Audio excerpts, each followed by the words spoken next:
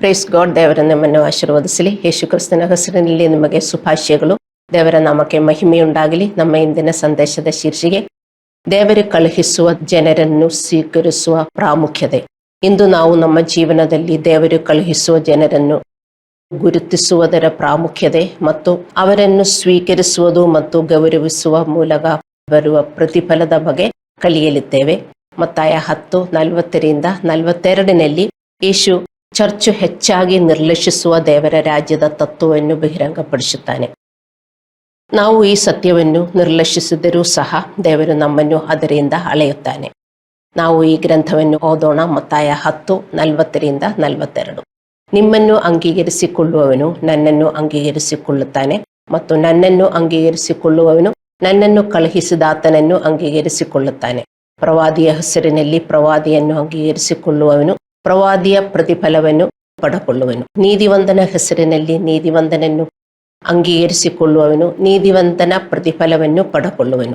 ಯಾವನಾದರೂ ಶಿಷ್ಯನ ಹೆಸರಿನಲ್ಲಿ ಈ ಚಿಕ್ಕವರಾದ ಒಬ್ಬನಿಗೆ ಕೇವಲ ಒಂದು ತಂಬಿಗೆ ತಣ್ಣೀರಾದರೂ ಕುಡಿಯೋದಕ್ಕೆ ಕೊಟ್ಟರೆ ಅವನು ತನ್ನ ಪ್ರತಿಫಲವನ್ನು ಕಳಕೊಳ್ಳುವುದೇ ಇಲ್ಲವೆಂದು ನಾನು ನಿಮಗೆ ನಿಜವಾಗಿ ಹೇಳುತ್ತೇನೆ ಅಂದನು. ಯೇಸುದೇವರು ಹೇಳುತ್ತಾನೆ, ನಿಮ್ಮನ್ನು ಅಂಗೀಕರಿಸಿಕೊಳ್ಳುವವನು ನನ್ನನ್ನು ಅಂಗೀಕರಿಸಿಕೊಳ್ಳುತ್ತಾನೆ ಮತ್ತು ನನ್ನನ್ನು ಅಂಗೀಕರಿಸಿಕೊಳ್ಳುವವನು ನನ್ನನ್ನು ಕಳುಹಿಸಿದಾತನನ್ನು ಅಂಗೀಕರಿಸಿಕೊಳ್ಳುತ್ತಾನೆ. ಈ ಒಂದು ವಾಕ್ಯದೊಂದಿಗೆ ಯೇಸು ತಂದೆ, ದೇವರು, ಮಗ ಕ್ರಿಸ್ತನು ಮತ್ತು ಅವನ ಅನುಯಾಯಿಗಳ ನಡುವಿನ ದೈವಿಕ ಸಂಪರ್ಕದ ಪವಿತ್ರ ಸರಪಳಿಗೆಯನ್ನು ಬಹಿರಂಗಪಡಿಸುತ್ತಾನೆ. ದೈವಿಕ ಸಂಪರ್ಕವನ್ನು ಹೊಂದಲು ದೇವರು ತನ್ನ ಜನರನ್ನು ನಮ್ಮ ಬಳಿಗೆ ಕಳಿಸುತ್ತಾನೆ. ಅವರನ್ನು ಸ್ವೀಕರಿಸುವುದು ಅಥವಾ ತಿರಸ್ಕರಿಸುವುದು ನಮಗೆ ಬಿಟ್ಟಿತ್ತು. ಇಲ್ಲಿ ನಾವು ಅರ್ಥ ಮಾಡಿಕೊಳ್ಳಬೇಕಾದ ಪ್ರಮುಖ ವಿಷಯವೆಂದರೆ ಯೇಸುದೇವರು ಹೇಳ್ತಾ ಇದ್ದಾರೆ, ನಿಮ್ಮನ್ನು ಅಂಗೀಕರಿಸಿಕೊಳ್ಳುವವನು ನನ್ನನ್ನು ಅಂಗೀಕರಿಸಿಕೊಳ್ಳುತ್ತಾನೆ. ಇದು ಹೇಳುವುದರಿಂದ ಯೇಸು ಎಲ್ಲ ವಿಶ್ವಾಸಿಗಳ ಬಗ್ಗೆ ಮಾತನಾಡುತ್ತಿಲ್ಲ, ಆದರೆ ನಿರ್ದಿಷ್ಟವಾಗಿ ತನ್ನನ್ನು ಅನುಸರಿಸಲು ಆಯ್ಕೆ ಮಾಡಿಕೊಂಡ ತನ್ನ ಶಿಷ್ಯರ ಬಗ್ಗೆ ಮಾತನಾಡುತ್ತಾರೆ. ಶಿಷ್ಯರನ್ನು ಯಾರು ಅಕ್ಸೆಪ್ಟ್ ಮಾಡುತ್ತಾರೋ, ಇಲ್ಲಾಂದರೆ ಅವರನ್ನು ಸ್ವೀಕರಿಸುತ್ತಾರೋ, ಅವರನ್ನು ವೆಲ್ಕಮ್ ಮಾಡುತ್ತಾರೋ ಅವರ ಬಗ್ಗೆ ಮಾತನಾಡುತ್ತಿದ್ದಾರೆ. ನಮ್ಮ ಕರೆ ಶಿಷ್ಯರಾಗುವುದರಾಗಿದ್ದರೂ ಎಲ್ಲರೂ ಆ ನಿರ್ಧಾರಣೆಯನ್ನು ತೆಗೆದುಕೊಳ್ಳಲು ಆಯ್ಕೆ ಮಾಡುವುದಿಲ್ಲ. ಅನೇಕರು ಕೇವಲ ವಿಶ್ವಾಸಿಗಳಾಗಿ ಸಂತೋಷದಿಂದ ಉಳಿಯುತ್ತಾರೆ. ಕೆಲವರು ಕೇವಲ ಶಾಂತಿ ಮತ್ತು ಆಶೀರ್ವಾದಗಳನ್ನು ಆನಂದಿಸಲು ತುಂಬ ವಿಶ್ವಾಸಿಗಳು ಬಯಸುತ್ತಾರೆ. ಇನ್ನು ಕೆಲವರು ತಮ್ಮ ಧಾರ್ಮಿಕ ತೃಪ್ತಿಗಾಗಿ ಚರ್ಚಲ್ಲಿ ಉಳಿಯುತ್ತಾರೆ. ಆದರೆ 2 ಕೊರಿಂಥದವರಿಗೆ 5:20 ಬರೆದಿದೆ, ನೀವು ಕ್ರಿಸ್ತ ಯೇಸುವಿನ ರಾಯಭಾರಿಗಳು, ಅಂದರೆ we are ambassadors of Christ.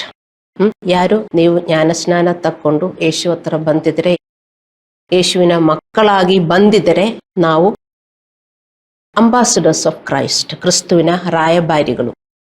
ಕ್ರಿಸ್ತುವಿನ ರಾಯಭಾರಿಗಳು ಅಂದರೆ ಈ ಲೋಕದಲ್ಲಿ ಕ್ರಿಸ್ತುವನ್ನು ಪ್ರತಿನಿಧಿಸಲು ನಾವು ಕರೆಯಲ್ಪಟ್ಟಿದ್ದೇವೆ. ರಾಯಭಾರಿ ಅಂದರೆ ಯಾರನ್ನಾದರೂ ಅಥವಾ ಇನ್ನೊಂದು ದೇಶವನ್ನು ಪ್ರತಿನಿಧಿಸುವ ವ್ಯಕ್ತಿ. ನಾವು ಕ್ರಿಸ್ತುವನ್ನು ಎಲ್ಲೆಡೆ ಪ್ರತಿನಿಧಿಸಬೇಕು. ಅವನ ಪಾತ್ರ, ಅವನ ನಮ್ರತೆ, ಅವನ ಪ್ರೀತಿ, ತಾಳ್ಮೆ, ಅವನ ಸೇವೆ ನಾವೆಲ್ಲೇ ಹೋಗಿದ್ರು ಮತ್ತು ನಮ್ಮ ಮನೆಯಿಂದ ಇದು ಪ್ರಾರಂಭಿಸಬೇಕು. ನಮ್ಮ ಮನೆಯವರಿಗೆ ನಾವು ತೋರಿಸಬೇಕು ನಾವು ಕ್ರಿಸ್ತನ ಅಂಬಾಸಿಡರ್ಸ್ ಎಂದು. ಮತ್ತೆ ನಿಮ್ಮ ಸ್ಕೂಲಲ್ಲಾಗಲಿ ಕಚೇರಿಯಲ್ಲಾಗಲಿ ನೀವು ಎಲ್ಲೇ ಹೋಗಿದ್ದರೂ you should represent Jesus Christ. ಇದೇ ನಮ್ಮ ಕರೆ. ಆದರೆ ಎಲ್ಲರೂ ಅದು ಅನುಸರಿಸುವುದಿಲ್ಲ. ಇಲ್ಲಿ ಅರ್ಥ ಮಾಡಿಕೊಳ್ಳಬೇಕಾದ ಒಂದು ನಿರ್ಣಾಯಕ ಅಂಶವೇನೆಂದರೆ, ಯೇಸು ಅವರ ರಾಜ್ಯದ ತತ್ವವನ್ನು ಮತ್ತು ಕ್ರಮವನ್ನು ಕಲಿಸಲು ಪ್ರವಾದಿಗಳು, ನೀತಿವಂತರು ಮತ್ತು ಚಿಕ್ಕವರನ್ನು ಉಲ್ಲೇಖಿಸುತ್ತಾನೆ. ತಂದೆಯಾದ ದೇವರು ಯೇಸು ದೇವರನ್ನು ಈ ಲೋಕದಲ್ಲಿ ಕಳುಹಿಸಿದ್ದಾನೆ. ಎದಕ್ಕೆ? ನಮ್ಮ ಒಳ್ಳೆಯದಕ್ಕೆ, ನಮ್ಮ ರಕ್ಷಣೆಗೆ. ನಮಗೆ ದೇವರಿಂದ, ತಂದೆಯಾದ ದೇವರಿಂದ ಅನುಗ್ರಹ ಸಿಗುವುದಕ್ಕೆ ಯೇಸು ದೇವರು ಬಂದು ಹೋಗಿದ್ದರು. ಆದರೂ ಯೇಸು ದೇವರು ಇನ್ನೂ ಜನರನ್ನು ಕಳುಹಿಸುತ್ತಾನೆ ತನ್ನ ಪರವಾಗಿ. ಯೇಸುದೇವರು ಬಂದು ಹೋಗಿದ್ದರು ಅಂತ ಹೇಳಿಬಿಟ್ಟು ಇನ್ನು ಯಾರು ನಮಗೆ ಇಲ್ಲ ಎಂದು ನೀವು ತಿಳ್ಕೊಳ್ಳಬಾರದು. ಯೇಸುದೇವರು ತನ್ನ ಜನರನ್ನು ನಮ್ಮೊಂದಿಗೆ ಕಳಿಸುತ್ತಾರೆ. ಅದೇ ಈ ವಾಕ್ಯ ಹೇಳುವುದು. ಸೊ ಈ ಜನರು ಯಾರು? 3 ಜನರ ಬಗ್ಗೆ ಇಲ್ಲಿ ಉಲ್ಲೇಖಿಸುತ್ತಾರೆ. ಅದು ಪ್ರವಾದಿಗಳು, ನೀತಿವಂತರು ಮತ್ತು ಚಿಕ್ಕವರು. ಇವರು ತನ್ನ ಪರವಾಗಿ ದೇವರು ಕಳುಹಿಸುತ್ತಿರುವ ಜನರು. ಅವರಲ್ಲಿ ಪ್ರತಿಯೊಬ್ಬರು ದೇವರ ಕೆಲಸವನ್ನು ಮಾಡುತ್ತಿದ್ದಾರೆ. ನೀವು ಇವರನ್ನು ಗುರುತಿಸಿ ಸ್ವೀಕರಿಸಿದಾಗ ನೀವು ಈ ಭೂಮಿಯ ಮೇಲಿನ ದೇವರ ಕೆಲಸವನ್ನು ನೀವು ಸ್ವೀಕರಿಸುತ್ತೀರಿ. ದೇವರು ತನ್ನ ಜನರ ಮೂಲಕ ಕೆಲಸ ಮಾಡುತ್ತಾರೆ. He can do his work by himself. ಅವನಾಗಿ ಅವನ ಕೆಲಸ ಮಾಡಬಹುದು, ಆದರೆ ದೇವರು ತನ್ನ ಕೆಲಸ ತಾನೇ ಮಾಡುವುದಿಲ್ಲ. ಅವನ ಜನರನ್ನು ಎಬ್ಬಿಸಿ ಬೆಳೆಸಿ ಅವರನ್ನು ಉಪಯೋಗಿಸುತ್ತಾರೆ. ಸೊ ದೇವರು ತನ್ನ ಜನರ ಮೂಲಕ ತನ್ನ ಕೆಲಸ ಮಾಡುತ್ತಾನೆ. ನಾವು ದೇವರ ನಿಜವಾದ ನಿಷ್ಠಾವಂತ ಜನರನ್ನು ಗುರುತಿಸಬೇಕು. ನೋಡಿ, ಯೇಸುದೇವರು ಇಲ್ಲಿ ಬಂದಿದ್ದಾರೆ. ತುಂಬಾ ಜನರು ಅವರನ್ನು ಗುರುತಿಸಲಿಲ್ಲ, ಅವರನ್ನು ಸ್ವೀಕರಿಸಲಿಲ್ಲ. ಅದೇ ತರ ಯೇಸುದೇವರು ತನ್ನ ಜನರನ್ನು ಈ ಲೋಕದಲ್ಲಿ ಕಳಿಸುತ್ತಾರೆ. ಇನ್ನು ತುಂಬಾ ಜನರು ಅವರನ್ನು ಗುರುತಿಸಲಿಲ್ಲ. ಈವನ್ ವಿಶ್ವಾಸಿಗಳು ಕೂಡ ಅವರನ್ನು ಗುರುತಿಸಲಿಲ್ಲ. ನೀವು ಅವರನ್ನು ತಿರಸ್ಕರಿಸಿದರೆ ನೀವು ದೇವರನ್ನು ತಿರಸ್ಕರಿಸುತ್ತೀರಿ. ನೀವು ಅವರನ್ನು ಸ್ವೀಕರಿಸಿದರೆ ದೇವರನ್ನು ಸ್ವೀಕರಿಸುತ್ತೀರಿ. ಯೇಸು ಹೀಗೆ ಬೋಧಿಸುತ್ತಾನೆ. ದೇವರು ಕಳಿಸುವ ಸೇವಕರನ್ನು ಸ್ವೀಕರಿಸದಿದ್ದರೆ, ಗೌರವಿಸದಿದ್ದರೆ, ಅವರನ್ನು ಬೆಂಬಲಿಸದಿದ್ದರೆ ದೇವರು ನಿಮಗಾಗಿ ನೀಡಲು ಬಯಸುವ ಪ್ರತಿಫಲ, ಆಶೀರ್ವಾದಗಳು ನಿಮ್ಮಿಂದ ನೀವು ಬೇರ್ಪಡಿಸಲ್ಪಡುತ್ತೀರಿ. ನಿಮಗೆ ಆಶೀರ್ವಾದ ಕೊಡುವುದಕ್ಕೆ ದೇವರು ಬಯಸುತ್ತಾರೆ. ನಿಮಗೆ ಆಶೀರ್ವಾದ ಬೇಕು. ಆದರೆ ದೇವರೇ, ನೀನೇ ನನಗೂ ಕೊಡು, ನನಗೂ ಬೇರೆ ಯಾರು ಬೇಡ. ತುಂಬಾ ಜನರಿಗೂ ಚರ್ಚು ಬೇಡ, ತುಂಬಾ ಜನರಿಗೂ ಪಾಸ್ಟರು ಬೇಡ. ಅವರು ಪ್ರಾರ್ಥಿಸಿ, ದೇವರೇ ನನಗೆಲ್ಲ ನಿನ್ನಿಂದ ಬೇಕು ಅಂತ ಹೇಳಿ ಪ್ರಾರ್ಥಿಸುತ್ತಾರೆ. ಅದಲ್ಲ ದೇವರ ರಾಜ್ಯದ ತತ್ವ. ದೇವರು ಅವರ ಜನರನ್ನು ಬೆಳೆಸಿ ಅವರ ಮೂಲಕ ದೇವರ ಆಶೀರ್ವಾದ ಕೊಡುವುದು. ನೋಡಿ, ಇಲ್ಲಿ ಯೇಸುದೇವರು ಹೇಳುತ್ತಾರೆ, ಪ್ರವಾದಿಯ ಹೆಸರಿನಲ್ಲಿ ಪ್ರವಾದಿಯನ್ನು ಅಂಗೀಕರಿಸುವನು ಪ್ರವಾದಿಯ ಪ್ರತಿಫಲವನ್ನು ಪಡೆಯುವನು. ಸೊ ಈ ದೇವರ ಜನರನ್ನು ತಮಗೆ ಅಗತ್ಯವಿಲ್ಲ ಎಂದು ಜನರು, ವಿಶ್ವಾಸಿಗಳು ಭಾವಿಸಿದರೆ ಅದು ಅವರ ಹೆಮ್ಮೆ. ತುಂಬಾ ಜನರು ಅವರಿಗೆ ಪಾದ್ರಿ ಬೇಡ, ನೀತಿವಂತರು ಬೇಡ, ಯಾರು ಬೇಡ, ದೇವರು ಬೇಕು. ಈಗ ಈ ಜನರು ಯಾರು, ಅವರನ್ನು ಹೇಗೆ ಗುರುತಿಸುವುದು ಮತ್ತು ಸ್ವೀಕರಿಸುವುದು ಮತ್ತು ಅದರಿಂದ ನಮಗೆ ಹೇಗೆ ಪ್ರತಿಫಲ ಸಿಗುವುದು ಎಂಬುದನ್ನು ನಾವು ಅರ್ಥ ಮಾಡಿಕೊಳ್ಳೋಣ. ವಿಶ್ವಾಸಿಗಳಿಂದ ನಿರ್ಲಕ್ಷಿಸಲ್ಪಟ್ಟ ವಾಕ್ಯ ಇದು. ಮತ್ತಾಯ 10:40-42. ಯೇಸುದೇವರು ಹೇಳಿದರು, ಯಾರು ನಿನ್ನನ್ನು ಅಂಗೀಕರಿಸುತ್ತಾರೋ ಅವರು ನನ್ನನ್ನು ಅಂಗೀಕರಿಸುತ್ತಾರೆ. ಶಿಷ್ಯರ ಹತ್ರ ಯೇಸುದೇವರು ಮಾತನಾಡುತ್ತಾರೆ. ಶಿಷ್ಯರೆಂದರೆ ಯೇಸುವನ್ನು ಅನುಸರಿಸಿ, ಯೇಸುವನ್ನು ಸ್ವೀಕರಿಸಿ, ಯೇಸುವನ್ನು ಒಪ್ಪಿಸಿ ಅವರನ್ನು ಅನುಸರಿಸುವರೇ ಶಿಷ್ಯರು. ಯೇಸು ಮೊದಲು ಪ್ರವಾದಿಗಳ ಬಗ್ಗೆ ಉಲ್ಲೇಖಿಸುತ್ತಾರೆ. ಪ್ರವಾದಿಗಳು ದೇವರ ಸಂದೇಶವಾಹಕರು. ಅವರು ಜನರಿಗೆ ದೇವರ ವಾಕ್ಯಗಳನ್ನು ಮಾತನಾಡುತ್ತಾರೆ ಮತ್ತು ಕಳಿಸುತ್ತಾರೆ. ಅವರು ದೇವರ ಅಧಿಕಾರ ಮತ್ತು ಸಂದೇಶವನ್ನು ಸಾರ್ವಜನಿಕವಾಗಿ ಹೊತ್ತೊಯ್ಯುತ್ತಾರೆ ಮತ್ತು ಜನರಿಂದ ಹೆಚ್ಚಾಗಿ ವಿರೋಧ ಮತ್ತು ಸವಾಲುಗಳನ್ನು ಎದುರಿಸುತ್ತಾರೆ. ನಿಮಗೆ ಅವರನ್ನು ಕಾಣಬಹುದು. ದೇವರು ಯೂಸ್ ಮಾಡುವವರು, ಮುಖ್ಯವಾಗಿ ಚರ್ಚನ್ನು ನಡೆಸುವವರು. ಯೇಸುದೇವರು ಹೇಳುತ್ತಾರೆ, ಪ್ರವಾದಿಯ ಹೆಸರಿನಲ್ಲಿ ಪ್ರವಾದಿಯನ್ನು ಅನುಸರಿಸುವರು ಪ್ರವಾದಿಯ ಪ್ರತಿಫಲವನ್ನು ಪಡಕೊಳ್ಳುವನು. ಪ್ರವಾದಿಯನ್ನು ಸ್ವೀಕರಿಸುವುದು ಅಥವಾ ಅಂಗೀಕರಿಸುವುದು ಎಂದರೆ ಕೇವಲ ಸಭ್ಯರಾಗಿ ವರ್ತಿಸುವುದು ಮತ್ತು ಅವರನ್ನು ಸಾಮಾಜಿಕವಾಗಿ ಸ್ವಾಗತಿಸುವುದು ಅಂತಲ್ಲ, ಪ್ರೈಸ್ ದ ಲಾರ್ಡ್ ಎಂದು ಹೇಳುವುದಲ್ಲ. ಪ್ರವಾದಿಯನ್ನು ಸ್ವೀಕರಿಸುವುದು ಎಂದರೆ ದೇವರು ಅವರ ಮೂಲಕ ಕೆಲಸ ಮಾಡುತ್ತಿದ್ದಾರೆಂದು ಗುರುತಿಸುವುದು ಮತ್ತು ಅವರು ತರುವ ಸಂದೇಶ, ಬೋಧನೆ ಮತ್ತು ಭವಿಷ್ಯವಾಣಿಯನ್ನು ಗೌರವಿಸುವುದು. ಹೌದು, ಅವರು ದೇವರು ಕಳಿಸಿರುವವರು.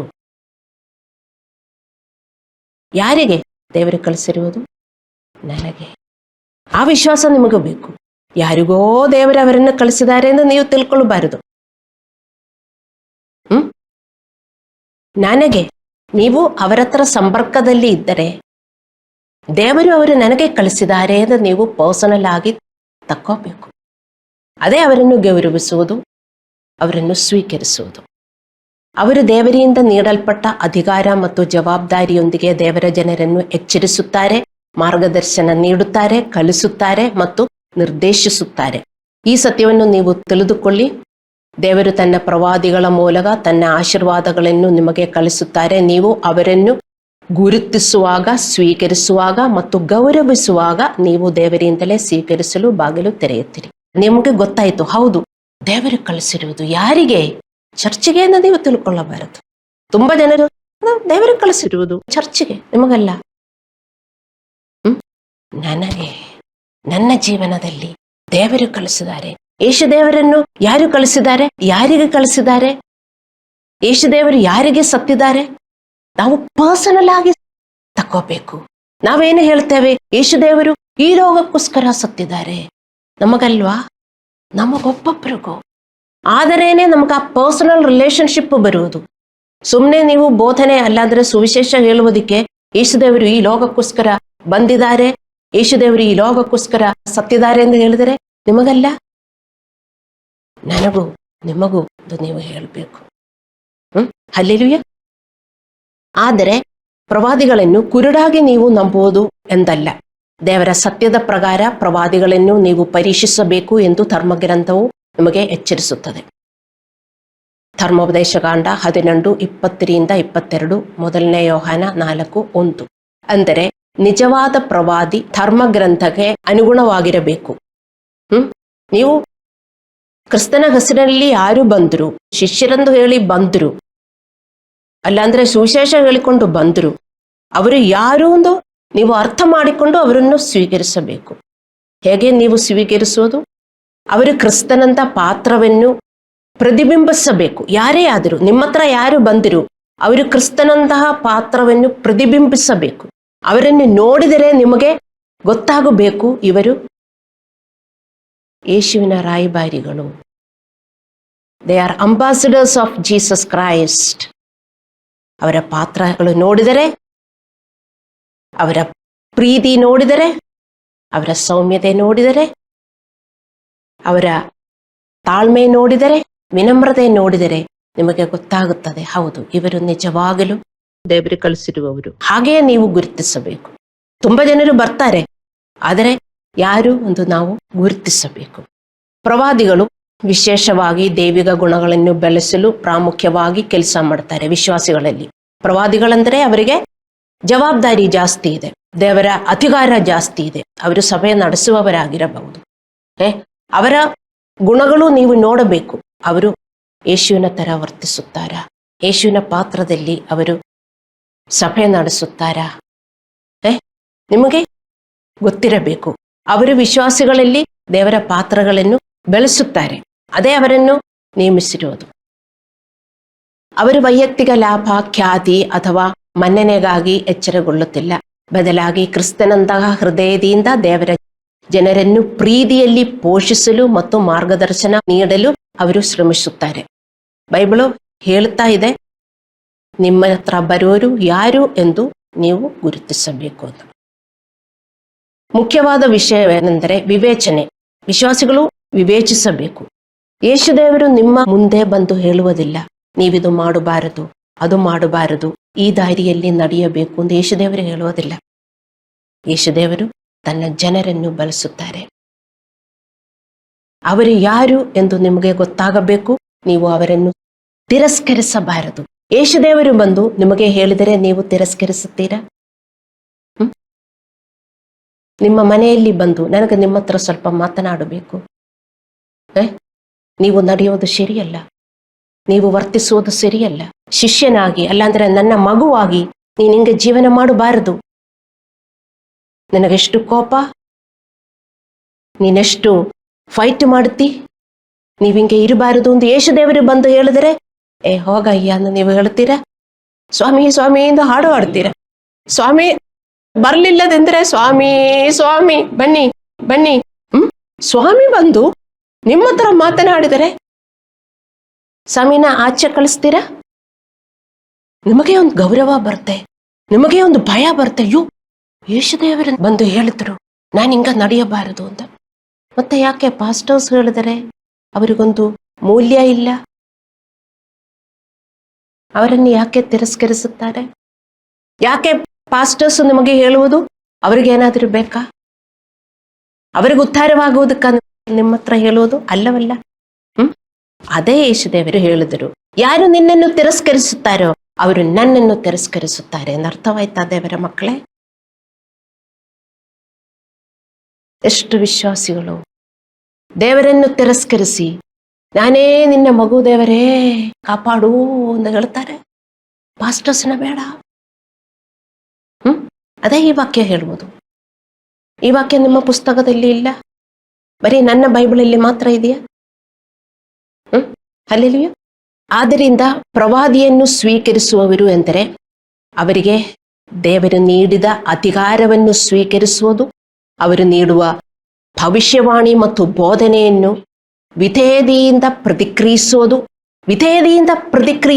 ಏಕೆಂದ್ರೆ ಯೇಸುದೇವರು ಬಂದು ನಿಮ್ಮ ಮನೆಯಲ್ಲಿ ಬಂದು, ಅಲ್ಲಾಂದ್ರೆ ನಿಮ್ಮ ಮುಂದೆ ಬಂದು ಏನಾದರೂ ಹೇಳಿದರೆ ನೀವು ಹಿಂಗ ನಡೆಯಬಾರದು. ನಿನ್ನ ಗಂಡನ ಜೊತೆ ಇಷ್ಟು ಫೈಟ್ ಮಾಡಬಾರದು, ಅಲ್ಲಾಂದ್ರೆ ನಿನ್ನ ಹೆಂಡತಿ ಜೊತೆ ಇಷ್ಟು ಫೈಟ್ ಮಾಡಬಾರದು, ಮಕ್ಕಳ ಜೊತೆ ಇಷ್ಟು ಫೈಟ್ ಮಾಡಬಾರದು, ಅಲ್ಲಾಂದ್ರೆ ಮಕ್ಕಳು ತಂದೆ ತಾಯಿ ಹತ್ರ ಹಿಂಗೆ ವರ್ತಿಸಬಾರದು ಅಂತ ನಿಮಗೆ ಬಂದು ಹೇಳಿದರೆ ನೀವು ಸುಮ್ಮನೆ ಬಿಡುತ್ತೀರಾ? ಆಚೆ ಹೋಗಿ ದೇವರೇ ಅಂತ ಹೇಳ್ತೀರಾ? ಅಂತ ಪಾಸ್ಟರ್ನ ಯಾಕೆ ನೀವು ಹಂಗೆ ಕಳಿಸೋದು? ನೀವು ಹಂಗೆ ಕಳಿಸುವುದಿಲ್ಲ, ನಿಮ್ಮ ಹೃದಯದ ಆಟಿಟ್ಯೂಡ್. ಪ್ರವಾದಿಯನ್ನು ಸ್ವೀಕರಿಸುವುದು ಎಂದರೆ ಅವರಿಗೆ ದೇವರು ನೀಡಿದ ಅಧಿಕಾರವನ್ನು ಸ್ವೀಕರಿಸುವುದು ಅಂದರೆ ಅವರನ್ನು ಗೌರವಿಸಬೇಕು. ಬರೀ ಪ್ರೈಸ್ ದ ಲಾರ್ಡ್ ಅಂತ ಹೇಳೋದಲ್ಲ. ಅವರು ನೀಡುವ ಭವಿಷ್ಯವಾಣಿ ಮತ್ತು ಬೋಧನೆಯನ್ನು ವಿಧೇಯತೆಯಿಂದ ಪ್ರತಿಕ್ರಿಯಿಸುವುದು ಮತ್ತು ಭೌತಿಕವಾಗಿ ಮತ್ತು ಆಧ್ಯಾತ್ಮಿಕವಾಗಿ ಅವರ ಸೇವೆಯನ್ನು ಬೆಂಬಲಿಸುವುದು. ನೀವು ಹಾಗೆ ಮಾಡಿದರೆ you are supporting that pastor spiritually and materially. ಮೊದಲನೇ ಕಿಂಗ್ 17:7-16 ಮತ್ತು ಮೊದಲನೇ ತಿಮೋಥೆಯನಿಗೆ 5:17-18, ಗೆಲಾತ್ಯದವರಿಗೆ 6:6, ಮೊದಲನೇ ಕೊರಿಂಥದವರಿಗೆ 9:13-14 ಈ ವಾಕ್ಯಗಳು ನೀವು ಓದಬೇಕು. ಅವರು ದೇವರಿಂದ ತರುವ ಬೋಧನೆಯನ್ನು ನೀವು ಪಾಲಿಸಿದರೆ ಮಾತ್ರ ನೀವು ಅವರನ್ನು ಆಧ್ಯಾತ್ಮಿಕವಾಗಿ ಬೆಂಬಲಿಸುತ್ತೀರಿ. ನೀವು ಅವರನ್ನು ಬೆಂಬಲಿಸಬೇಕು, ಅವರನ್ನು ಸಪೋರ್ಟ್ ಮಾಡಬೇಕು, ಸ್ವೀಕರಿಸಬೇಕು. ಯಾಕೆಂದ್ರೆ ಅವರು ಉಳಿಯಬೇಕು ಅಲ್ಲವೇ? ಅವರು ದೇವರಿಂದ ಕಳಿಸಿರುವವರು, ಅವರು ಉಳಿಯಬೇಕು ಅಂದರೆ ಅವರನ್ನು ಸಪೋರ್ಟ್ ಮಾಡಬೇಕು. ಮೆಟೀರಿಯಲಿ ಆ್ಯಂಡ್ ಸ್ಪಿರಿಚುವಲಿ ನೀವು ಹೇಗೆ ಸಪೋರ್ಟ್ ಮಾಡುವುದು? ಅವರ ಬೋಧನೆಯನ್ನು, ಅಲ್ಲಾಂದರೆ ಅವರ ಭವಿಷ್ಯವಾಣಿಯನ್ನು ನೀವು ಅನುಸರಿಸಿದರೆ ಮಾತ್ರ. ಅವರೊಂದು ಹೇಳುತ್ತಾರೆ, ಅದೆಲ್ಲ ನನಗೂ ಬೇಡ, ನಿಮ್ಮ ದಾರಿಯಲ್ಲಿ ನೀವು ನಡೆದರೆ you are not supporting them spiritually. ನೀವು ಅವರ ಬೋಧನೆಗಳನ್ನು ಮತ್ತು ಭವಿಷ್ಯವಾಣಿಯನ್ನು ಪಾಲಿಸದಿದ್ದರೆ ನೀವು ಅವರ ಆತ್ಮವನ್ನು ದುರ್ಬಲಗೊಳಿಸುತ್ತೀರಿ ಮತ್ತು ಅವರ ಬುದ್ಧಿವಂತಿಕೆ, ಆರೋಗ್ಯ, ರಕ್ಷಣೆ, ಸೇವೆಯನ್ನು ಮುಂದುವರಿಸಲು ಅವರ ಶಕ್ತಿಗಾಗಿ ನೀವು ಪ್ರಾರ್ಥಿಸಬೇಕು. ಅವರನ್ನು ಸ್ವೀಕರಿಸುವುದು ಎಂದರೆ ಏನು ಅಂತ ನೀವು ಅರ್ಥ ಮಾಡಿಕೊಳ್ಳಬೇಕು. ಅವರನ್ನು ಸ್ವೀಕರಿಸುವುದು ಅಂದರೆ ದೇವರ ಕಳುಹಿಸಿರುವವರನ್ನು ನೀವು ಸ್ವೀಕರಿಸುವುದು ಎಂದರೆ ಬರೀ ಅವರಿಗೆ ಪ್ರೈಸ್ ದ ಲಾರ್ಡ್ ಎಂದು ಹೇಳುವುದು, ಅಲ್ಲಾಂದ್ರೆ ನನಗೋಸ್ಕರ ಸ್ವಲ್ಪ ಪ್ರೇಯರ್ ಮಾಡಿ ಎಂದು ಹೇಳುವುದಲ್ಲ. ಎಲ್ಲರ ಹತ್ರನೂ ಹೋಗಿ ನೀವು ಹೇಳ್ತೀರಲ್ಲ ಪ್ರೇಯರ್ ಮಾಡಿ ಅಂತ.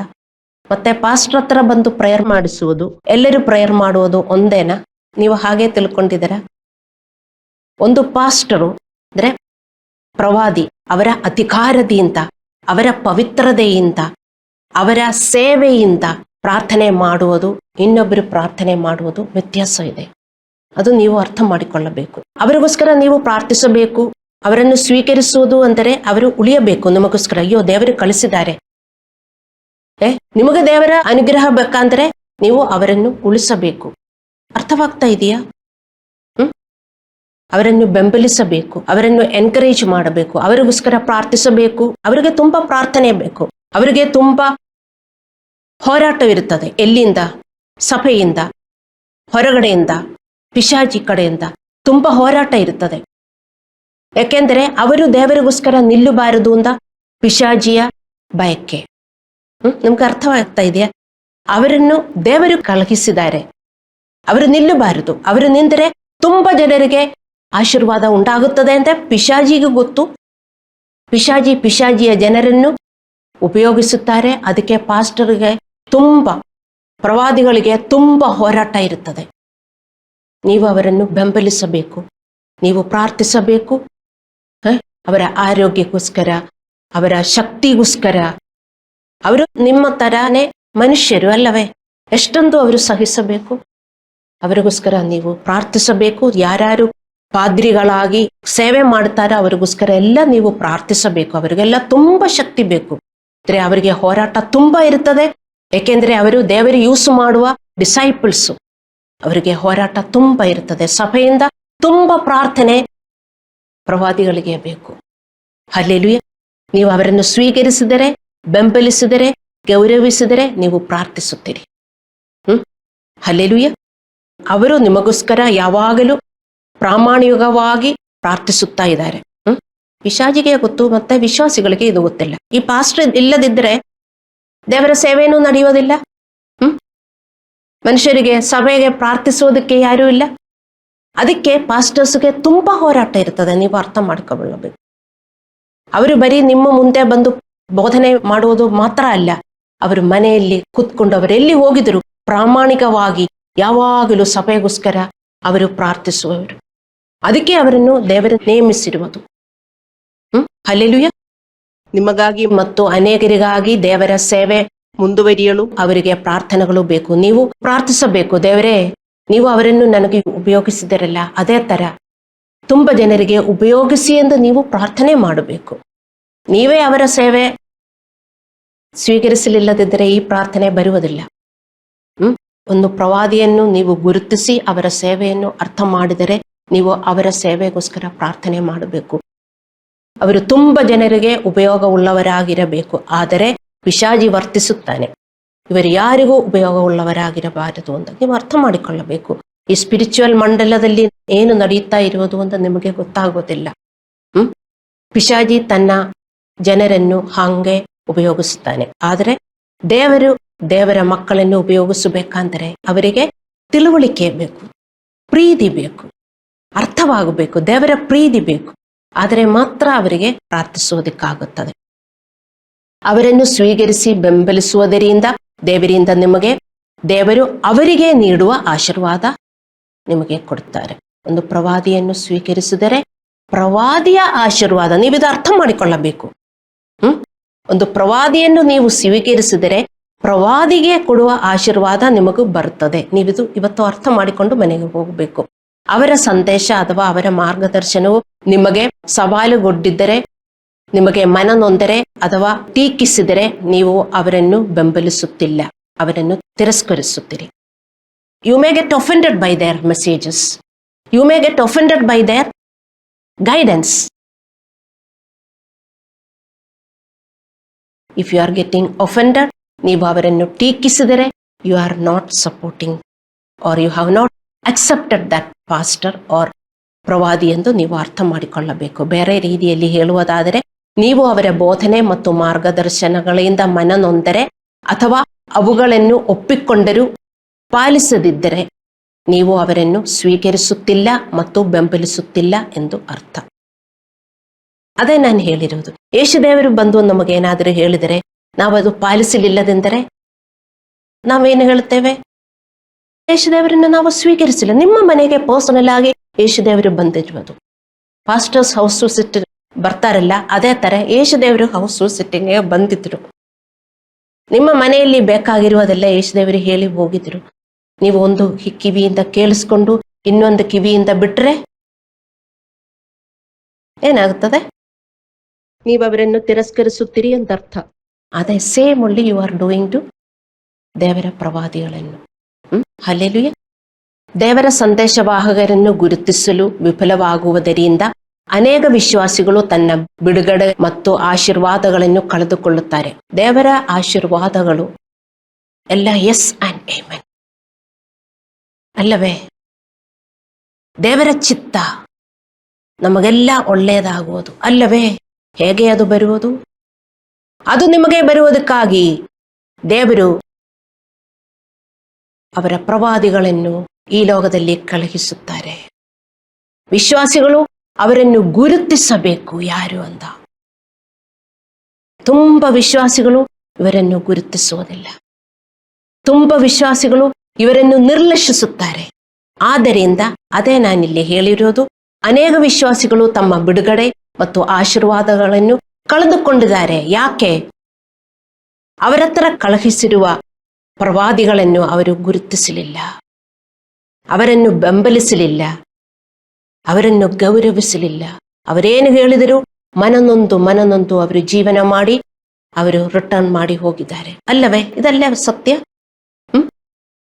ಸೊ ದೇವರ ಆಶೀರ್ವಾದಗಳು ಎಸ್ ಅಂಡ್ ಆಮೆನ್, ದೇವರ ಚಿತ್ತಗಳು ಬರಬೇಕಂದ್ರೆ ದೇವರು ಡೈರೆಕ್ಟ್ ಆಗಿ ನಿಮಗೆ ಕೊಡುವುದಿಲ್ಲ. ತನ್ನ ಜನರನ್ನು ಬೆಳೆಸಿ ಅವರ ಮುಖಾಂತರ ನಿಮಗೆ ಕೊಡುವುದು ಅಂತ ವಿಶ್ವಾಸಿಗಳು ಅರ್ಥ ಮಾಡಿಕೊಳ್ಳಬೇಕು. ಹಲ್ಲೆಲೂಯ. ಈಗ ಯಾರು ನೀತಿವಂತರು? ಅವರು ದೇವರ ವಾಕ್ಯದ ಪ್ರಕಾರ ನಂಬಿಗಸ್ತತೆಯಿಂದ ಜೀವಿಸುವವರು. ಅವರು ತಮ್ಮ ನಾಯಕ ಒದಗಿಸಿದ ಮಾರ್ಗದರ್ಶನ ಮತ್ತು ತಿದ್ದುಪಡಿಯಲ್ಲಿ ಬೆಳೆಯುತ್ತಾರೆ ಮತ್ತು ಅವರು ಸಾರ್ವಜನಿಕವಾಗಿ ಬೋಧಿಸದೇ ಇರಬಹುದು, ಆದರೆ ಅವರ ಸೇವೆ ಮತ್ತು ದೈವಿಕ ಜೀವನವನ್ನು ಇತರರಿಗೆ ಮತ್ತು ನಾಯಕರಿಗೆ ಒಂದು ಪ್ರೋತ್ಸಾಹನವಾಗಿದೆ. ಅರ್ಥವಾಯಿತೆ? ನೀತಿವಂತರು ಅಂದರೆ ಒಂದು ಪ್ರವಾದಿಯ ಬೋಧನೆಯಿಂದ, ಪ್ರವಾದಿಯ ತಿದ್ದುಪಡಿಗಳಿಂದ ಪ್ರವಾದಿಯನ್ನು ಸ್ವೀಕರಿಸಿ ನೀತಿವಂತರಾಗಿ ಬೆಳೆಯುವರು. ಉದಾಹರಣೆಗೆ ನಿಮಗೀಗ ಅರ್ಥವಾಗ್ತದೆ. ತಿಮೋತಿ ಮತ್ತು ತೀತರು ನೀತಿವಂತರು, ಪೌಲನ ನಾಯಕತ್ವವನ್ನು ಪಡೆದರು ಮತ್ತು ಪೌಲನೊಂದಿಗೆ ಪಾಲುದಾರರಾಗಿದ್ದರು. ಮೊದಲನೇ ತಿಮೋತಿ 1:2, ತೀತನು 1:4. ನೀವು ಅಂತಹ ವಿಶ್ವಾಸಿಗಳನ್ನು ಗುರುತಿಸಬೇಕು, ಸ್ವೀಕರಿಸಬೇಕು ಮತ್ತು ಅವರಿಗಾಗಿ ಪ್ರಾರ್ಥಿಸಬೇಕು. ಅವರೇ ನೀತಿವಂತರು. ತೀತನು ಅಲ್ಲಾಂದ್ರೆ ತಿಮೋತಿಯರ ತರ ತುಂಬ ವಿಶ್ವಾಸಿಗಳಿದ್ದಾರೆ. ಅವರು ನಾಯಕರ ಶಿಕ್ಷಣದಿಂದ ಬೆಳೆದಿರುವವರು ಮತ್ತು ಯಾರು ಚಿಕ್ಕವರು, ಅವರು ಸಾಮಾನ್ಯ ಗಮನಿಸಲಾಗದ ಶಿಷ್ಯರು. ಅವರು ದೇವರ ಮಾರ್ಗದಲ್ಲಿ ನಡೆಯುತ್ತಾರೆ ಮತ್ತು ನಾಯಕರ ಮಾರ್ಗದರ್ಶನವನ್ನು ಸ್ವೀಕರಿಸುತ್ತಾರೆ.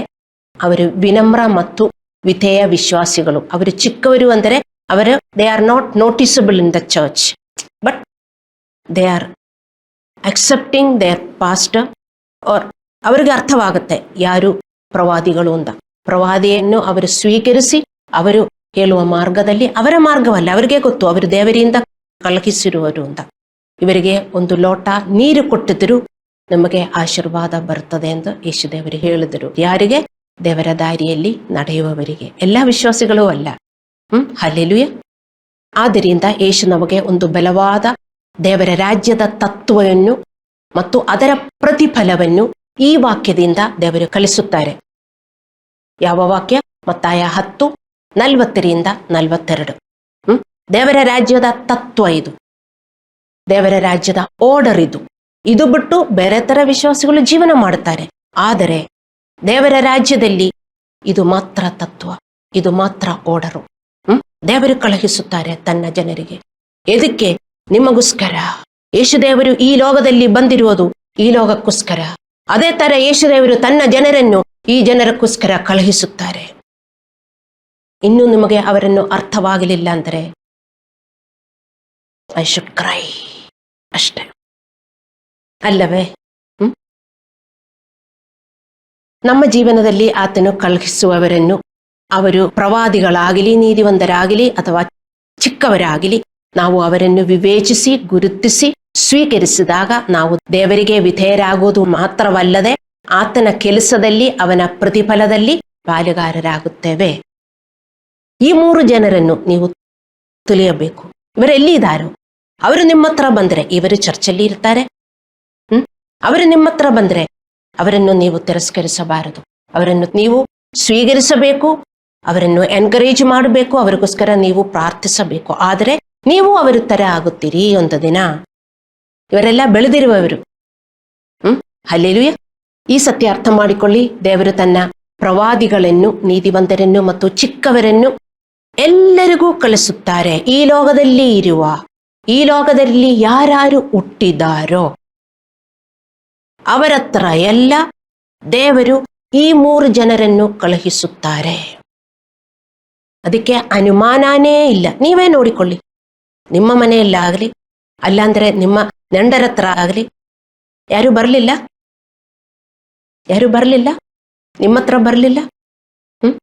ಆದರೆ ಅನೇಕರು ಅವರನ್ನು ಗುರುತಿಸುವುದಿಲ್ಲ ಅಥವಾ ಸ್ವೀಕರಿಸುವುದಿಲ್ಲ. ನೀವು ಈ ಜನರನ್ನು ತಿರಸ್ಕರಿಸಿದರೆ ಅಥವಾ ನಿರ್ಲಕ್ಷಿಸಿದರೆ ನೀವು ಪರೋಕ್ಷವಾಗಿ ದೇವರ ಕೆಲಸವನ್ನು ದೇವರು ನಿಮಗಾಗಿ ಉದ್ದೇಶಿಸಲಾದ ಆಶೀರ್ವಾದವನ್ನು ನೀವು ತಿರಸ್ಕರಿಸುತ್ತೀರಿ. ನೀವು ಇವರನ್ನು ತಿರಸ್ಕರಿಸುತ್ತೀರಿ. ದೇವರ ಚಿತ್ತ ಇದು ಎಂದು ನೀವು ಒಂದು ಲಿಸ್ಟ್ ಇಟ್ಕೊಂಡು ನೀವು ಪ್ರಾರ್ಥನೆ ಮಾಡುತ್ತೀರಿ. ತುಂಬಾ ವಿಶ್ವಾಸಿಗಳು ಇವರು ಯಾರು ಬೇಡ, ದೇವರ ಚಿತ್ತ ಇದು, ದೇವರು ಹೇಳಿದ್ರು ಇದು ಬಂದೇ ಬರ್ತದೆ, ನಾನು ಪ್ರಾರ್ಥಿಸುತ್ತೇನೆ. ಅದಲ್ಲ ದೇವರ ರಾಜ್ಯದ ಆರ್ಡರ್. ಫಸ್ಟ್ ನೀವು ಗುರುತಿಸಬೇಕು. ಬರೀ ಗುರುತಿಸಿದರೆ ಆಗಲ್ಲ, ಅವರನ್ನು ಸ್ವೀಕರಿಸಬೇಕು, ಅವರನ್ನು ಗೌರವಿಸಬೇಕು. ನಾವು ಇವರನ್ನು ಗೌರವಿಸಿದರೆ ದೇವರನ್ನು ಗೌರವಿಸುತ್ತೇವೆ. ಯೇಸು ದೇವರು ಏನು ಹೇಳಿದರು? ಯಾರು ನಿನ್ನನ್ನು ಅಂಗೀಕರಿಸುತ್ತಾರೋ ಅವರು ನನ್ನನ್ನು ಅಂಗೀಕರಿಸುತ್ತಾರೆ ಅಂತ. Whatever you are doing to these people, you are doing to God. So Yesu ದೇವರು ಹೇಳಿದ್ರು, ಪ್ರವಾದಿಗಳ if you are accepting a prophet because he is a prophet, you will get a prophet's blessing. ಏನದು? ಅವರ ಪ್ರತಿಫಲ ಎಂದರೆ ಅವರ ಜೀವನದಲ್ಲಿ ಅವರು ದೇವರಿಂದ ಪಡೆದಿರುವ ಆಶೀರ್ವಾದ ನಿಮಗೂ ಬರುತ್ತದೆ. ಅವರ ಜೀವನದಲ್ಲಿ ಏನು ಆಶೀರ್ವಾದ ಬಂದಿದೆಯೋ ಅದೆಲ್ಲ ನಿಮಗೂ ಬರುತ್ತದೆ ಅಂತ ಅರ್ಥ. ಬಂದಿದೆಯಾ? ದೇವರು ಕಳುಹಿಸುತ್ತಾರೆ ಎಲ್ಲರಿಗೂ. ನೀವು ಗುರುತಿಸಬೇಕು, ವಿವೇಚನೆ ನಿಮಗೆ ಉಂಟಾಗಬೇಕು. ಅವರ ಮೇಲೆ ನೀವೇನು ಮಾಡುತ್ತೀರೋ ಅದೆಲ್ಲ ನೀವು ದೇವರ ಮೇಲೆ ಮಾಡುವುದು ಒಂದು ಅರ್ಥ ಮಾಡಿಕೊಳ್ಳಿ.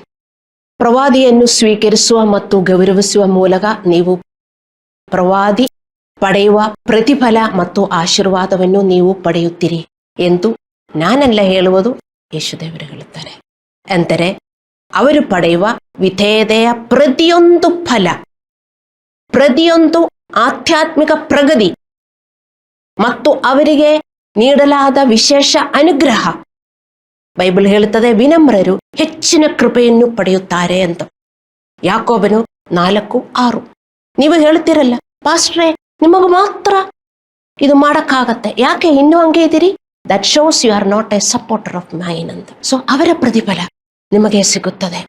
ದೇವರ ಪುರುಷನಾದ ಎಲೀಷನನ್ನು ಗುರುತಿಸಿ ಸನ್ಮಾನಿಸಿದಾಗ ಶೂನಂ ಮಹಿಳೆ ಪಡೆದಿರುವ ಆಶೀರ್ವಾದವನ್ನು ನೀವು 2 ಕಿಂಗ್ 4:8-17 ನೀವು ಓದ್ತೀರಿ. ಅದು ಭೌತಿಕ ಅನುಗ್ರಹ. ತಿಮೋತಿ ಮತ್ತು ಟೈಟಸ್ ಮತ್ತು ಇತರರು ದೇವರು ಪೌಲನೊಂದಿಗೆ ನೀಡಿದ ಪ್ರತಿಫಲವನ್ನು ಹಂಚಿಕೊಂಡಿದ್ದರು. ಏಕೆಂದರೆ ಅವರು ದೇವರು ಕಳುಹಿಸಿರುವ ಪ್ರವಾದಿ ಪೌಲನನ್ನು ಸ್ವೀಕರಿಸಿದರು. ತಪ್ಪು ಪ್ರವಾದಿಗಳನ್ನು ಬೆಂಬಲಿಸಬಾರದು ಅಥವಾ ಸ್ವೀಕರಿಸಬಾರದು ಎಂದು ಯೇಸು ದೇವರು ನಮಗೆ ಎಚ್ಚರಿಕೆ ಕೊಟ್ಟಿದ್ದಾರೆ, ಮತ್ತಾಯ 7:15-23. ಸೊ ಆದ್ದರಿಂದ ದೇವರ ನಿಜವಾದ ಸೇವಕರ ಕಡೆಗೆ ನಂಬಿಗಸ್ತ ವಿವೇಚನೆ ಮತ್ತು ಗೌರವವು ಐಚ್ಛಿಕವಲ್ಲ. ನಮ್ಮ ಆಶೀರ್ವಾದ ಮತ್ತು ಪ್ರತಿಫಲ ದೇವರಿಂದ ಪ್ರತಿಫಲ ಪಡೆಯುವ ವಿಧೇಯತೆಯಾಗಿದೆ. ಏನು? ವಿವೇಚನೆ. ಹಲ್ಲೆಲೂಯ. ವಿಶ್ವಾಸಿಗಳು ಪರಸ್ಪರ ಅವಲಂಬನೆಯ ಮೂಲಕ ಮಾತ್ರ ಬೆಳೆಯುತ್ತಾರೆ, ಪ್ರತ್ಯೇಕವಾಗಿ ಬೆಳೆಯುವ ಮೂಲಕ ಅಲ್ಲ. ನಾವು ದೇವರ ಬಾಡಿ, ಕ್ರೈಸ್ಟ್ ಬಾಡಿ, ನಾವು ಒಬ್ಬರಿಗೊಬ್ಬರಿಗೆ ನಮಗೆ ಸಂಪರ್ಕ ಉಂಟಾಗಬೇಕು, ಆದರೆ ಮಾತ್ರ ನಾವು ಬೆಳೆಯುವುದು. ಪ್ರತ್ಯೇಕವಾಗಿ ಯಾರೂ ಬೆಳೆಯುವುದಿಲ್ಲ. ನಾನೇ ದೇವರೇ, ನಾನು ನೀನು, ಬೇರೆ ಯಾರು ಬೇಡ. ಚರ್ಚಲ್ಲಿ ಯಾರು ಚೆನ್ನಾಗಿಲ್ಲ ದೇವರೇ, ನೀನು ಮಾತ್ರ ಚೆನ್ನಾಗಿದೆ. ಯಾರು ಚೆನ್ನಾಗಿಲ್ಲ ಈ ಲೋಕದಲ್ಲಿ, ನಾನೊಬ್ಬನೇ ಚೆನ್ನಾಗಿರುವುದು ಎಂದು ಹೇಳಿರುವ ವಿಶ್ವಾಸಿಗಳಿಗೆ ಬೆಳೆಯೋಕ್ಕಾಗುವುದಿಲ್ಲ. ಸೊ ಈ ಉದ್ದೇಶಕ್ಕಾಗಿ ಮಾತ್ರ ದೇವರು ತನ್ನ ಜನರನ್ನು ಕಳುಹಿಸುವುದು. ಯಾರನ್ನು? ಪ್ರವಾದಿಯನ್ನು, ನೀತಿವಂತರನ್ನು, ಚಿಕ್ಕವರನ್ನು. ಹಲ್ಲೆಲೂಯ. ಇವರನ್ನೆಲ್ಲ ನೀವು ಗುರುತಿಸಬೇಕು. ಅವರು ಹೇಗೆ ಜೀವನ ಮಾಡುತ್ತಾರೆ ಎಂದು ನೋಡಿಬಿಟ್ಟು ಅವರನ್ನು ಗುರುತಿಸಿ ಅವರನ್ನು ಸ್ವೀಕರಿಸಬೇಕು. ಯಾಕೆ ಅವರು ನಿಮ್ಮ ಹತ್ರ ಬರ್ತಾರೆ ಎಂದು ನೀವು ಗುರುತಿಸಿ ಅವರನ್ನು ಸ್ವೀಕರಿಸಬೇಕು. ಅವರನ್ನು ನೀವು ತಿರಸ್ಕರಿಸಿದರೆ, ಟೀಕಿಸಿದರೆ ನಿಮಗೆ ಒಳ್ಳೆಯದಾಗುವುದಿಲ್ಲ. ಹಲ್ಲೆಲೂಯ. ಸೊ ದೇವರು ಎಲ್ಲರ ಹತ್ರನೂ ಕಳಿಸುತ್ತಾರೆ. ದೇವರ ಮಕ್ಕಳೇ, ಈ ಲೋಕದಲ್ಲಿ ಇರುವ ಎಲ್ಲರ ಹತ್ರನೂ ಈ 3 ಜನರನ್ನು ದೇವರು ಕಳಿಸುತ್ತಾರೆ. ನಿಮ್ಮ ಹತ್ರನೂ ಕಳುಹಿಸಿದ್ದಾರೆ. ನೀವೊಂದು ಪ್ರವಾದಿಯನ್ನು, ನೀವು ಅವರು ಪ್ರವಾದಿ ಎಂದು ಗುರುತಿಸಿ ನೀವು ಸ್ವೀಕರಿಸಿದರೆ ನಿಮಗೆ ಆ ಪ್ರವಾದಿಯ ಅನುಗ್ರಹ ಸಿಗುತ್ತದೆ. ಹಲ್ಲೆಲೂಯ. ಸಂಕ್ಷಿಪ್ತವಾಗಿ ಹೇಳುವುದಾದರೆ, ಅನೇಕರು ಯೇಸುವನ್ನು ಗುರುತಿಸಲು ವಿಫಲರಾಗುತ್ತಾರೆ ಮತ್ತು ದೇವರ ಜನರಿಗೆ ನೀಡಲು ಬಯಸುವ ಆಶೀರ್ವಾದಗಳನ್ನು ಮತ್ತು ಪ್ರತಿಫಲಗಳನ್ನು ಮತ್ತು ಮೋಕ್ಷ ಕೂಡ ಕಳೆಯುತ್ತಾರೆ ಅಲ್ಲವೇ? ಯೇಸುವನ್ನು ತಿರಸ್ಕರಿಸುವುದರಿಂದ ಜನರಿಗೆ ದೇವರಿಂದ ಎಷ್ಟು ಆಶೀರ್ವಾದ ಕಳೆದುಕೊಳ್ಳುತ್ತಾರೆ. ಅದೇ ರೀತಿ ಅನೇಕ ವಿಶ್ವಾಸಿಗಳು ದೇವರು ಕಳುಹಿಸುವ ತನ್ನ ಪ್ರವಾದಿಗಳನ್ನು ಮತ್ತು ಇದರ ನೀತಿವಂತರನ್ನು ಗುರುತಿಸಲು ಮತ್ತು ಸ್ವೀಕರಿಸಲು ವಿಫಲರಾಗುವುದರಿಂದ ಅವರು ದೇವರ ಆಶೀರ್ವಾದ ಮತ್ತು ಪ್ರತಿಫಲವನ್ನು ಕಳೆದುಕೊಳ್ಳುತ್ತಾರೆ. ಇದು ನಿಜವಲ್ಲ. ಇದು ನಿಜವಲ್ಲ ಅಂತ ಇಲ್ಲಿ ಇರುವ ಯಾರಿಗಾದರೂ ನನ್ನ ಹತ್ರ ಬಂದು ಹೇಳಕ್ಕಾಗತ್ತಾ? ಮತ್ತೆ ಯಾಕೆ ಯೇಸುದೇವರು ಈ ವಾಕ್ಯ ಬೈಬಲಲ್ಲಿ ಕೊಟ್ಟಿರುವುದು? ಮತ್ತಾಯ 10:40-42 ಅವರ ರಾಜ್ಯ ಹೇಗೆ ನಡೆಯುವುದು ಅಂತ ಹಿ ಹಸ್ ಗಾಟ್ ಅನ್ ಆರ್ಡರ್. ಅವರು ಕಳಿಸುವುದು ನನ್ನ ರಾಜ್ಯ ಈ ಲೋಕದಲ್ಲಿ ಎಕ್ಸ್ಪಾಂಡ್ ಮಾಡುವುದಕ್ಕೆ ನಾನು ನನ್ನ ಪ್ರವಾದಿಗಳನ್ನು ಕಳಿಸ್ತೀನಿ, ನಾನು ನನ್ನ ನೀತಿವಂತರನ್ನು ಚಿಕ್ಕವರನ್ನು ನಮಗೋಸ್ಕರ ಕಳುಹಿಸುತ್ತೇನೆ ಅಂತ. ಇವರನ್ನು ನೀವು ಗುರುತಿಸಬೇಕು. ನೀವು ಯಾರನ್ನು ಸ್ವೀಕರಿಸುತ್ತೀರೋ ಅವರ ಆಶೀರ್ವಾದ ನಿಮಗೆ ಸಿಗುತ್ತದೆ. ಆಪೋಸಿಟ್ ಆಗುತ್ತೆ ದೇವರ ಮಕ್ಕಳೇ. ಸೊ ವಿವೇಚನೆ is very important. You have to understand who is who. You have to understand. ಗೊತ್ತಾಯ್ತಲ್ಲ? ನಮ್ಮ ಕಣ್ಣುಗಳನ್ನು ಮುಚ್ಚಿ ಪ್ರಾರ್ಥನೆ ಮಾಡಿ.